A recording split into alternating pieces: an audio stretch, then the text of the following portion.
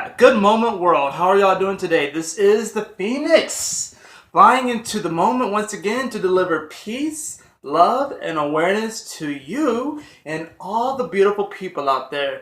And the message that we're going to be diving into today is words are vibrations. Granted, everything is a vibration and holds a frequency.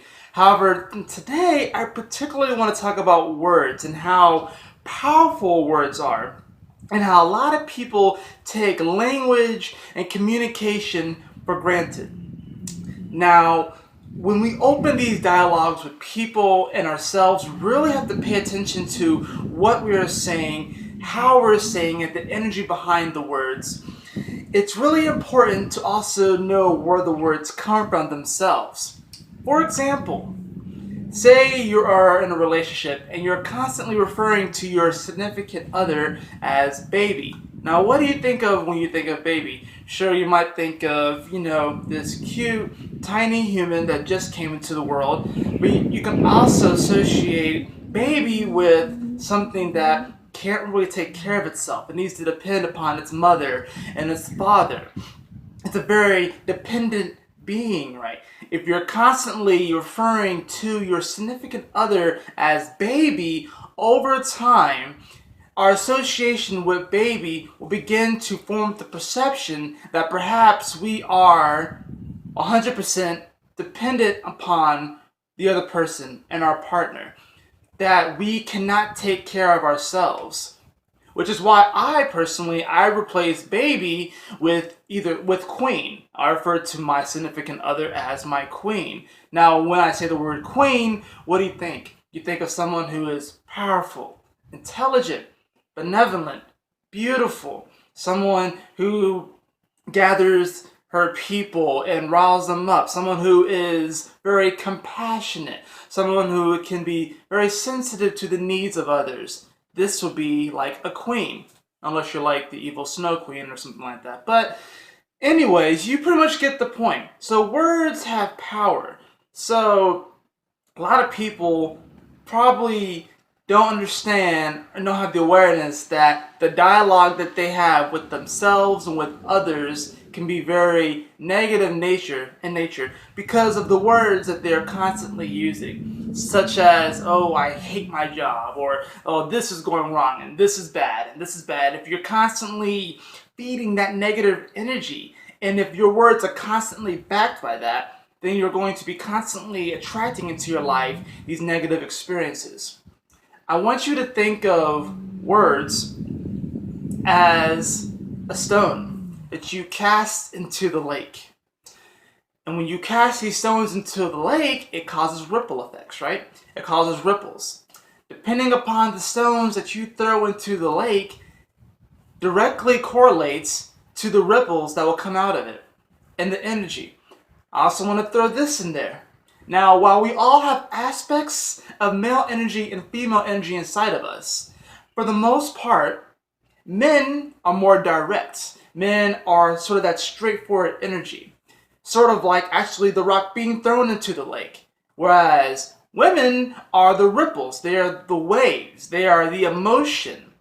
So you hear, this is going to be a little bit of relationship advice actually in this, because I've seen that this has helped me in my relationship and has allowed it to grow and foster greatness and beautiful things. To my men out there, I would highly recommend, seriously, that you tell your lady, and also opposite way around too, but that you love her every day and that she's beautiful. Some men sort of get this perception that, oh, well, you know that I love you, so why do I have to tell you all the time? Or you know that you're beautiful, why do I have to constantly tell you this all the time? Let me explain to you a secret. Women are the waves and they are the ripple effects. They are the emotions. And not only that, they're not only dealing with the waves that you bring to them, they're dealing with all of the other waves in society. So you can imagine how intense that must be, to have all of these ripples everywhere and then having them to discern which ones to attach their energy to. If you are throwing the stone and casting the stone of I love you, you are beautiful, constantly into their pool of water, then they're going to feel that more. And they're going to know that more. They're going to be more aware of that more. Whereas if you're only casting one stone, say like, oh, well, I proposed to you, so you should know that I love you. Yeah, that might be true, but at the same time, reinforcement does not hurt. In fact, it makes things a lot better. So tell your woman, tell your man that they are beautiful, that they are wonderful, that they are great, that they are serving your highest purpose in that moment and forever. Because when we open these dialogues, when we really begin to show the appreciation and begin to say it more, it will cause ripple effects that will create a better future and that will allow you to manifest greater things into your life. We have to be aware of what we're saying. And of course, great ways to be aware of what we're saying and how powerful words are is by writing it down. Writing is so critical. I cannot stress this enough, especially as a writer, how important it is to journal, keep a diary, and just write. Because when you do this and you constantly build this up over time, it gains momentum. It gains momentum. One of the things that I do, one of the affirmations that I use for myself is that I never get sick. Now, do I never get sick? I mean, I rarely get sick. Of course I do. I'm human. However, over the course of my life, from growing up as a kid to now, I would constantly tell myself, I don't get sick. I don't get sick. I don't get sick. And then, as I say this over and over and over again, it goes into the subconscious, which the body is the subconscious, and my body, therefore, is very proficient in fighting off pathogens that would normally make me sick. Not only that, but if I'm constantly telling myself this, my mind already is in this mode and is in this groove of, I'm not going to get sick, because I'm constantly telling myself this. So you want to make sure that you build yourself up with empowering speech, with empowering words, and realize that words are vibrations. And realize to not take these words for granted.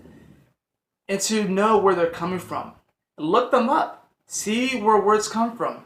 Have you ever just opened up a dictionary and just wondered where words come from? Or even go online. Type a word into like the online etymology. To see where they come from.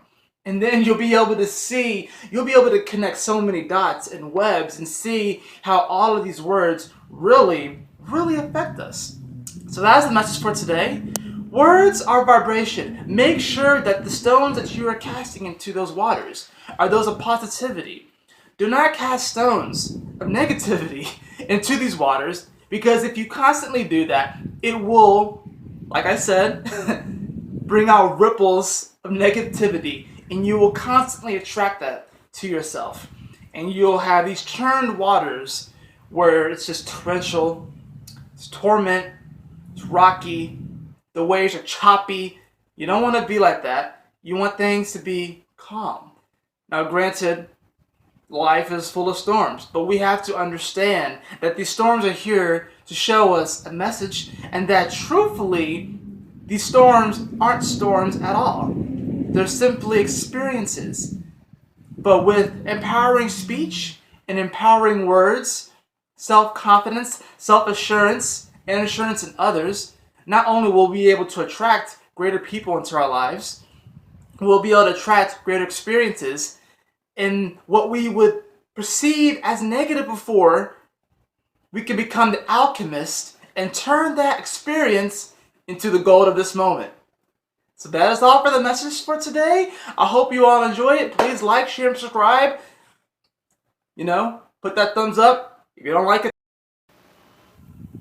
right at the end of the message, it cuts off. That's okay. Anyways, find the gold in this moment for all. For that is all that exists. And I will catch you all on the next video. Woo! Take care, y'all.